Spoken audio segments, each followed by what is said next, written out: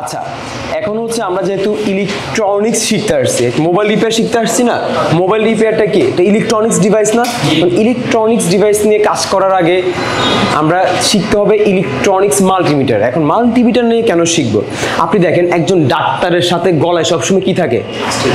Stethoscope থাকে না? সেটা দিয়ে সে কি করে? পালস চেক করে। আবার দেখা যায় কি অনেক ডাক্তারের কাছে কি থাকে? থার্মোমিটার থাকে, আপনি জ্বর চেক করার জন্য, ঠিক আছে না? এখন আপনি কাজ করবেন কি নিয়ে? ইলেকট্রনিক সার্কিট নিয়ে। এখন আপনি ইলেকট্রনিক সার্কিটের কাজ করার আগে ধরেন আপনি একটা আইসি তুলে ফেলবেন বা একটা সিম স্লট আপনি তুলে ফেলবেন, তোলার আগে আপনাকে কি করতে হবে? মাল্টিমিটারের মাধ্যমে চেক করতে হবে। এই সার্কিটের কি চেক করতে হবে? পালস চেক করতে হবে, যে পালস আছে কি না। এই সার্কিটের পালস চেক করার জন্য যে মিটারটা প্রয়োজন তাকে বলে কি? Electronics multimeter. তাকে কি বলে? Electronics multimeter. এখন এই মাল্টিমিটারটা হচ্ছে আপনার কয়েক ধরনের হতে পারে। কয়েক ধরনের বলতে প্রথমত দুই ধরনের হতে পারে, একটা হচ্ছে ডিজিটাল আর একটা হচ্ছে অ্যানালগ। একটা হচ্ছে কি? ডিজিটাল আর একটা হচ্ছে অ্যানালগ। ডিজিটাল অ্যানালগে যদি আমি সংজ্ঞা বলি তাহলে একদম সহজ ভাষায় যদি হয় সেটা হবে ডিজিটাল যার ডিজিট আছে, অ্যানালগ যার হচ্ছে কি নাই? ডিজিট নাই, কাটা আছে। যেমন আমার হাতে যে ঘড়িটা দেখতেছেন না, এটা কি মানে ডিজিট আছে কোনো? তাহলে এটা কি? অ্যানালগ। যেমন ওনার হাতে যে ঘড়িটা আছে এটা কিন্তু টাচ করলে কি একটা ডিজিট উঠবে, তার মানে এটা কি? ডিজিটাল। এখন অ্যানালগ সহজ নাকি ডিজিটাল সহজ? ডিজিটাল সহজ না। ধরেন আমার এখানে এখন বাজতেছে কয়টা? চারটা কি বাজছে নাকি এটা পুরোপুরি সোজা আসলে আমি এখন বুঝতে পারতেছি না। ধরেন 1 থেকে 5 পর্যন্ত কাউন্ট করতে গেলে আমি মানে হিমশিম খেয়ে যাবো, আমাকে চিন্তা করতে হবে যে এক্স্যাক্ট আমি ভ্যালুটা পাবো না। বাট যেটা ডিজিট আছে আমি দেখতেই পাচ্ছি যে এখানে ডিজিট আছে এত, আমি ডিরেক্ট বলতে পারতেছি। তাইলে অ্যানালগ ভালো নাকি ডিজিটাল ভালো? ডিজিটাল ভালো। মাল্টিমিটারের ক্ষেত্রে তাইলে কি আপনার ডিজিটাল মাল্টিমিটারে আপনি অ্যাকুরেসিটা, মাপের যে মেজারমেন্টের অ্যাকুরেসিটা কি পাবেন? ভালো পাবেন। আচ্ছা, এটা গেল আমার প্রাথমিকভাবে যে দুই প্রকার বললাম, একটা অ্যানালগ একটা ডিজিটাল। তারপরে আসেন এই ডিজিটাল বলেন অথবা অ্যানালগ বলেন, প্রত্যেকটা মাল্টিমিটারের কিছু কি থাকে? মোড থাকে। ধরেন কিছু মাল্টিমিটার থাকে ওই মাল্টিমিটারের মাধ্যমে শুধুমাত্র ভোল্টেজ কাউন্ট করা যায়। কি করা যায়? ভোল্টেজ কাউন্ট করা যায়, তাকে আপনি বলবেন ভোল্ট মিটার। কিছু মাল্টিমিটারের মাধ্যমে শুধুমাত্র হচ্ছে আপনার কারেন্ট পরিমাপ করা যায়, সেটাকে বলবেন কি আপনি অ্যাম্পিয়ার মিটার। কিছু মাল্টিমিটারের মাধ্যমে শুধুমাত্র ওহম পরিমাপ করা যায়, তাকে আপনি কি বলবেন?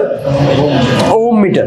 এখন একটা মাল্টিমিটারের মাধ্যমে যখন কারেন্ট পরিমাপ করা যাবে, অ্যাম্পিয়ার পরিমাপ করা যাবে, ভোল্টেজ পরিমাপ করা যাবে, সেটাকে আপনি যে মাল্টিপারপাস ব্যবহার হচ্ছে না, তাহলে সেটাকে আপনি বলতে পারেন মাল্টিমিটার। যেহেতু আপনি মাল্টিপারপাস কাজ করতে পারতেছেন এই জন্য তাকে আপনি কি বলবেন? মাল্টিমিটার। তো আমাদের যে মিটারটা দরকার তার নাম হচ্ছে ইলেকট্রনিক্স মাল্টিমিটার, যার মাধ্যমে আমরা মাল্টি ফাংশনে কি করতে পারবো? কম্পোনেন্ট পরিমাপ করতে পারবো। ক্লিয়ার সবাই? তো এই জিনিসগুলো আমাদের স্লাইডগুলো সাজানো হয়েছে, এখানে ডিজিটাল আছে, এখানে হচ্ছে অ্যানালগ আছে। আরেকটা জিনিস হচ্ছে এই মাল্টিমিটারগুলোর প্রোব থাকে নরমালি আর কি, স্ট্যান্ডার্ড প্রোব থাকে হচ্ছে দুইটা, একটা হচ্ছে ব্ল্যাক কালার আরেকটা হচ্ছে রেড কালার। একটা হচ্ছে ব্ল্যাক কালার আরেকটা হচ্ছে red colour. Red always positive আর ব্ল্যাক হচ্ছে অলওয়েজ নেগেটিভ। এটা শুধু মাল্টিমিটারের ক্ষেত্রে না, ইলেকট্রিক্যাল যত কিছু দেখবেন আপনি এখানে তাকান, দুইটা তার দেখা যাচ্ছে লাইটের জন্য, একটা কিন্তু কি আছে? রেড আছে, একটা ব্ল্যাক আছে।